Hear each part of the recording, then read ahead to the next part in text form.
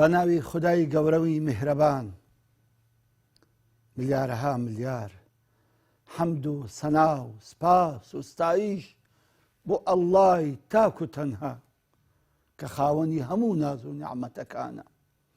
درود و سەڵات و سەلام بڕژێ بەسەر گیانی پاکی پێشەوامان، نووری چاو و تاجی سەرمان، محەممەد الموستەفا صەڵی الله عەلەیه وسەلەم، و لە سەیار و ئال و یارانی و لەسەر شوێر کەوتوانی تا ڕۆژی دوایی. ڕۆژ خۆشەویستانم، ئیمڕۆ باسی کەسێکتان بۆ ئەکەم. ئەم کەسە لە مەنسەبێکی زۆر گەورەدا ئیمانی هێناوە و خۆی قوربانی ئەو ئیمان و ئەو بڕوایی کردووە کە قەناعەتی پێ هاتووە، کە ئەو کەسە گەورەترین دەسەڵاتی هەبووە لە ڕۆمەکان، کە ئەو کەسە گەورەترین پایەی هەبووە، پایەی دینی لە ناو ڕۆمەکان، حتا لە ئیمپراتۆری ڕۆمەکان هیڕەقل گەورەتر بووە و قسەشی مەسموعتر و گوێڕایەڵتر بووە. لەگەڵ ئەوەش هەموو دەسەڵاتەی کردە قوربانی ئەو دین و عەقیدەی کە بڕوای پێیەتی. طبعا پاش سولحی حودەیبیە کە سولح کرا، پێغەمبەری خوا صەڵی الله عەلەیه وسەلەم دەستی بە نامەنووسین کرد لۆ هەموو مەلیک و پاشاکانی دنیا. یەک لەو نامانەی کە ناردی لە بۆ هیڕەقلی بوو. طبعا پێم خۆشە ئەوە بزانن کە هیڕەقل پێش ئەوەی ببێت بە ئیمپراتۆریەتی ڕۆمەکان، ئەم کابرایە قەشە بوو. ئەم کابرایە پیاوێکی ئاینی دینی نەسرانی و زیرەک و بلیمەتیش بوو، بەڵام هاوکاری بابی بوو کە بابی والی بوو لە تونس. ئەو وەختی ئەو مەنتیقەیە هەمووی لە بەندەستی ئیمپراتۆریەتی ڕۆمەکاندا بوو. بابی والی تونس بوو. کاتێک کە بابی یەک لە قائیدی جەیشەکانی ڕۆمەکانیشە، هەستا ئیحتیمامی بە هیڕەقلی دەدا کە هەم لەلایەنی دینیەوە کابرایەکی زیرەک و بلیمەت بێ، و هەم لەلایەنی عەسکەری و چەک و تفاق و فروسیەت و ڕەمح و تیرەوە زۆر بەهێز و بەقووەت بێ. چونکە هیڕەقل بەخۆی ناوی فلایەفۆس ئۆغوستوس هیڕەقلە. طبعا لە ساڵی 610 حکمی ڕۆمەکانی بەدەست گرت. بابی هەستا پێی گوت پاش ئەوەی کەوە ڕۆمەکان بەسەر فورسەکاندا شەڕ و ئاژاوە و ناخۆشێکی زۆر بوو و ئیمپراتۆری ڕۆمەکانیان کوشت بوو کە ناوی مۆریز بوو. ئەوە وەختی خۆی مۆریز ئەو ئیمپراتۆریەتی ڕۆمەکان بوو. کابرایەک کە ناوی فۆکاس بوو کوشت بووی خۆی کرد بووە قەیسەر و ئیمپراتۆری ڕۆمەکان. ئەلە وەختی بابی هیڕەقلی جەیشێکی بە قیادەی هیڕەقلی هینا و هجوومی سەر قوستەنتینیە کرد. وفعلا قوستەنتینیەش ئەو وەختی مرکزی دەوڵەتی ڕۆمەکان و بێزنتیەکان بوو. ئەوە بوو هیڕەقل بەسەر کەت و فعلا لە ساڵی 627 شەڕێکی زۆر خوێناوی لەگەر فارسەکان کرد و بەسەر فارسەکاندا زاڵ بوو. طبعا ئەم حادیسەیە خۆ خی گەورە بۆ خۆی لە قورئان تۆماری کردیە و کە ئەفەرمووتن غلبت الروم في أدنى الأرض وهم من بعد غلبهم سيغلبون.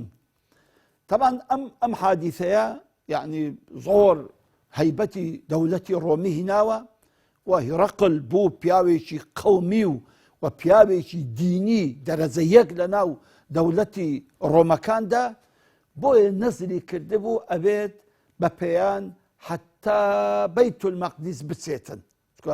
چوونی نەسرانیەکان لە بۆ بەیت المەقدس ئەوە حەجی وانە، بۆی بڕیاریدا کەوا لە قوستەنتینێرا کە ئەستەمبۆڵی ئێستا دەکا حتا فەڵەستین کە قودس لەوەیە دەبێت بە پێیان بڕوا بۆ ئەوەی شکران لە بۆ خی گەورە ئەو نەسرەت و ئەو سەرکەوتنەی بە قسمت کردووە. فعلا هیرەقل لەگەر کۆمەڵێک لە قەساویسە و لە بەتڕان و لە پیاوە ئاینەکان و لەگە کۆمەڵێک لە وزەرا و ئومەرا و دەوڵەمەندەکان و تازیرەکان و کۆمەڵێک لە وجەها و پیاو ماقولان هەستا بەڕێکەتن بە پێیان حتا هاتنە قودس. کە هاتنە قودس ئەو وەختیش دوحیەی کەلبی ئەو سەحابە جوان و نازارەی پێغەمبەری خوا صلى الله عليه وسلم ڕسالە و نامەی پێغەمبەری خوا عليه الصلاة والسلام پێبوو لە بۆ هیرەقلی. کاتێکە دوحیە گەیشتە قودس، هیرەقلیش لە قودس بوو و فعلا دیارە پێغەمبەری خوا صلى الله عليه وسلم بە ئەمری خوا هەموو خوتواتەکان و هەموو حرەکەتەکانی هیرەقلی لەلا بووە کە ئێستا لە چێە، بۆی پێغەمبەری خوا عليه الصلاة والسلام ڕێک دوحیەی کەلبی ناردە قودس. طبعا دوحیە پیاوێکی زۆر جوان بوو و هەموو جارێش کە جوبرائیل ئەهاتە خوارێ لە بۆ وحی، زۆر جاران کە حەزرەتی جوبرائیل ئەهاتە خوارێ لە بۆ وحی لەسە شکل و شێوەی دوحیەی کەلبی ئەهاتە خوارێ. طبعا سبحان الله سڕێکی زۆر عەجائیبی تێدایە. ئەمە دائما وفود ئەوانەی کە دەبنە وەفد و دەچنە شوێنان زۆر دەبێ ئەم وەفدانە بەرچاو بن، سانی ڕێکوپێک و بە قابلێت و بە شان و شکۆ بێ. چونکە ڕۆمەکان بەخۆیان خەڵکیێکی جوان بوون، پرزەرد بوون، چاوشین بوون، بە بەژن و باڵا بوون. ناکرێ ئەتۆ بیلالی بنێری، ناکرێت کە سەحابەیەکی وا بنێری ئەوان کە بە هەر چاویان پێکەوی یەکسەر مەسەلەن حورمەتی نەگرن یان قەدری نەگرن یان بێزیان لێ ببتەوە یان بە کەمی بزانن. بۆی پێغەمبەری خوا عەلەیهی سەڵات وەسەلام لەناو ئەو هەموو سەحابە جوانترین سەحابەی خۆی هەربژارد کە دوحیەی کەلبی بوو ئەو بسێ ئەم ڕیسالەی بداتە هیرەقلی. طبعا هیرەقلیش پیاوی ئاینیە، قەشەی سەردەمی خۆی بووە، ئاگای لە کتێبەکانی ئینجیل و تەوراتە، دەزانێت چ باسە و چ خواسە. ئاگای لێیە کە لەم نزیکانە پێغەمبەرێک پەیدا ئەبێ و پێغەمبەری ئاخر زەمانە، بەڵام نازانی لە چێ پەیدا دەبێ و ئەزانێ کە ئەم پێغەمبەرە ناوی ئەحمەدە. بۆیە کاتێک کە نامەکەی دایە دەست هیرەقل نووسرا بوو بسم الله الرحمن الرحيم من محمد بن عبد الله إلى هرقل عظيم الروم.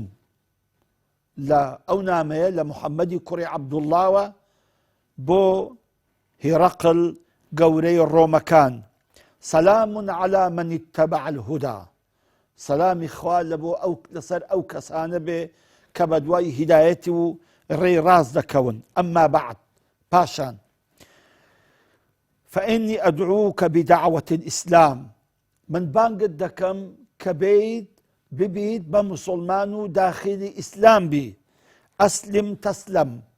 أجر مسلمان بوي أو سلامت دبي يؤتيك الله أجرك مرتين. وخواي قورة دو باداشي شدداتوا، باداشي كنصراني وباداشي دوم كبوين بمسلمان.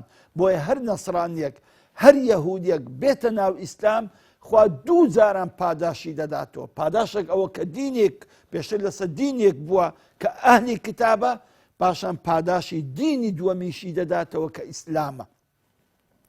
پاشان پێغەمبەر عەلەیهی سەڵات وەسەلام لە نامەکەیدا نووسی بووی فەرمووی فإن توليت أجر مسلمان نبوي أجر بشت لم دينكرت فعليك إثم جميع الآرسيين أو كاتي أو جناحي هم آرسيا كان لسرتو ولسرتو حسابا.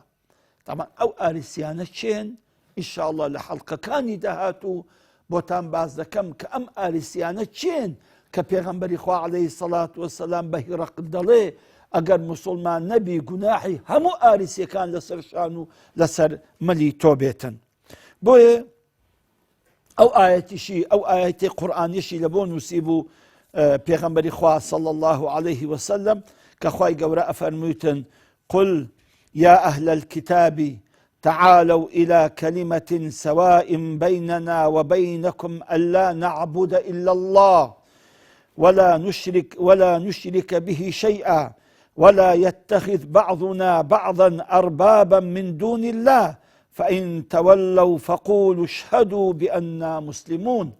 خواي قورا القرآن ده فرموتن قل يا أهل الكتاب أي محمد عليه الصلاة والسلام بيان بلي أي أهل كتاب كنصراني ويهودية كانن تعالوا ورن بانكتان دكم إلى كلمة سواء بيننا وبينكم وربا مقسيك بكين حقك بلين لبين إيمو وروني بكاتوا باش أو حقه أم بيانت سيك أبي لبين منو وهبي ورون بكريتوا أويش أويكوا تنها الله بفلسطين هش شركو هاوتاي دبو بيدانكين وهز كسيك مان يكتري نكين أخوا كسانك لغير إخوا نكين أخوا بيان فلسطين بين إله معبود لبو خومان دروس كان لغير إخواي قورا فإن تولوا أجر بشتشتان كردو ونهاتن خواي تاكو تنها بفلسطين رهبان راهبكان وأحباركان تان كرد خواي خوتان وبجسمعوا طاعتان كردن